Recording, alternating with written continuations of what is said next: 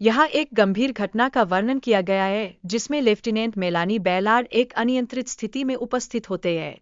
इस स्थिति में उनका बेहोश होना और हथकड़ी में होना स्थिति की गंभीरता को और बढ़ा देता है। इसी क्रम में मेलानी और उनके साथी एक भयंकर रेत के तूफान से गुजरते हैं जो उनकी यात्रा को बाधित करता है। इस तूफान के दौरान कई अप्रत्याशित घटनाएं घटित होती हैं जो उनकी स्थिति को और जटिल बनाती है। इस संदर्भ में जेम्स विलियम्स नामक एक कैदी पर 3 हत्या के आरोप लगाए जाते हैं और वह पहले 2 मामलों में अपने बचाव में सफल हो जाता है। यह उसके पूर्व आपराधिक कार्यों की जांच की जटिलताओं को उजागर करता है। डॉ. आर्लीन व्रिटलॉक, जो खनन कार्य में संलग्न थीं, एक दंगे के दौरान अपनी जान बचाने का प्रयास करती है। उनकी गाथा में गुब्बारे से बचने का उल्लेख किया गया है जो उस समय की अराजकता को दर्शाता है। इसके अतिरिक्त कहानी में एक रहस्यमय परिस्थिति का चित्रण किया गया है जिसमें एक महिला पॉसेस्ड प्रतीत होती है जो पुलिस अधिकारियों को देख सकने की क्षमता रखती है। यह घटना निश्चय ही स्थिति को और रहस्यमय बना देती है। मुख्य पात्रों को एक ऐसे व्यक्ति का सामना करना पड़ता है जो अपनी जान बचाने की कोशिश कर रहा है लेकिन अंततः उसकी मृत्यु हो जाती है। यह घटना समूह की स्थिति को और भी चिंताजनक बना देती है। जब तक समूह को खतरे की पहचान नहीं होती तब तक सभी लोग असुरक्षित अनुभव करते हैं। संक्रमण का फैलाव हवा में हो चुका है जिससे स्थिति और भी विकट होती जा रही है। जेरिको और उसके साथियों ने अपनी जान बचाने के लिए एक योजना तैयार की है लेकिन परिस्थितियां लगातार उनके खिलाफ जाती है।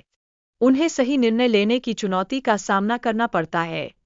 जैसे ही समूह अपने अस्तित्व के लिए संघर्ष करता है उनमें से कुछ लोग संक्रमण की चपेट में आ जाते हैं। यह स्थिति उनके एकता और रणनीति को गंभीर रूप से प्रभावित करती है। इस संदर्भ में अर्ली ने बताया कि लाल धूल शहरों में फैल रही है और संक्रमितों को समाप्त करने में कोई लाभ नहीं है।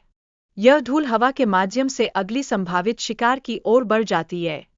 मेलानी ने अपने अनुभव को साझा करते हुए कहा कि लाल धूल वास्तव में एक जीवित प्राणी है जिसका उद्देश्य पृथ्वी पर किसी भी प्रजाति का पूर्ण विनाश करना है।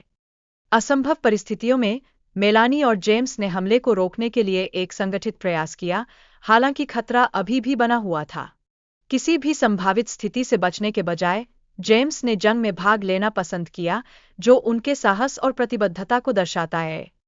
सर्वाइवर अब ट्रेन से निकलकर न्यूक्लियर पावर प्लांट को उड़ाने की योजना बना रहे हैं।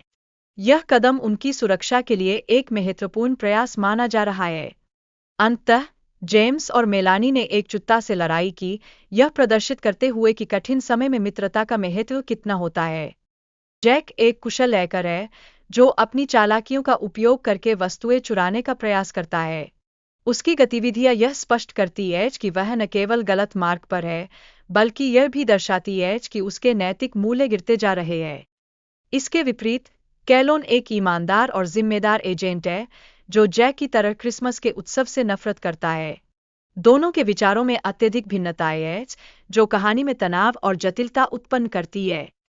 जैक को एक रहस्यमय ग्राहक से पैसे मांगते हुए दिखाया गया है जो उसकी योजनाओं को और अधिक जटिल बनाता है। यह एक महत्वपूर्ण मोड़ है जो कहानी की दिशा को बदलने का कार्य करता है। जैक ने अपने खिलाफ खड़े गुंडों का सामना करने के लिए अपनी चतुराई का उपयोग किया जिससे वह सफलतापूर्वक पलटवार करता है। यह उसकी रणनीति और धैर्य का परिचायक है। हालांकि जैक को जोई द्वारा पकड़ा जाता है जो उसकी नैतिकता पर सवाल उठाती है और उसे एक बड़े बॉक्स में बंद करने में सफल होती है। यह स्थिति जैक के लिए एक गंभीर चुनौती बन जाती है। जैक ने यह जान लिया कि उसे हायर किया गया एजेंट का नाम ग्रेला है जो एक खतरनाक अपराधी है। यह जानकारी उसे काफी चिंतित कर देती है क्योंकि ग्रेला की योजनाएं उसके लिए बाधा बन सकती है। इस बीच जैक ने एक स्नोमैन से लड़ाई की और खुद को इलेक्ट्रिकल उपकरणों से बचाने का प्रयास किया। स्थिति तब और भी खतरनाक हो गई जब स्नोमैन एक बार फिर जीवित हो गए। कैलोन ने स्नोमैन को हराने का एक तरीका धुआं निकाला, जैसे ही गाजर जैसी नाक ने स्नोमैन को कमजोर कर दिया। यह एक महत्वपूर्ण मोड़ है जो कहानी की गति को तेज करता है। जैक और कैलोन ने जर्मनी में यात्रा की और वहां के प्रसिद्ध क्रम्पस के बारे में महत्वपूर्ण जानकारी हासिल की। यह यात्रा उनके लिए नई चुनौतियां और अनुभव लेकर आई। कैलोन और जैक के बीच एक महत्वपूर्ण संवाद हुआ जिसने दोनों के बीच की गलतफहमियों को समाप्त किया। यह एक महत्वपूर्ण मोड़ है जो आगे की कहानी को प्रभावित करता है। कहानी में ग्रिला का जादू और उसकी योजनाएं एक प्रमुख भूमिका निभाती है, जिससे तनाव और संघर्ष बढ़ता है। यह दर्शाता है कि बुराई हमेशा एक खतरा बनी रहती है। कहानी के अंत में कैलोन और जैक ने मिलकर एक योजना तैयार की जिससे अंततः बुराई पर विजय प्राप्त की जा सके। यह स्पष्ट करता है कि सच्ची मित्रता और सहयोग किसी भी बाधा को पार करने में सहायक हो सकते हैं।